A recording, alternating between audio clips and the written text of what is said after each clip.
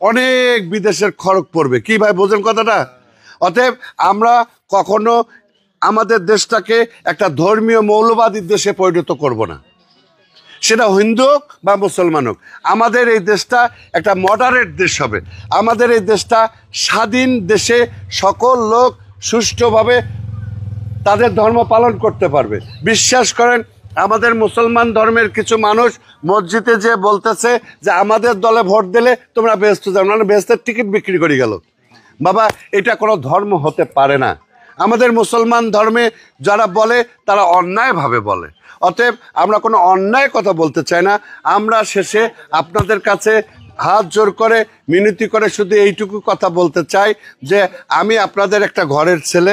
আমি চেষ্টা করেছি, আমার দারিদ্রতার কারণে আমি শুরু থেকে মাঠে রাজনীতি ওইভাবে করার আমার সুযোগ হয় নাই, কারণ আমিও নদীভাঙ্গা এলাকার মানুষ। অতএব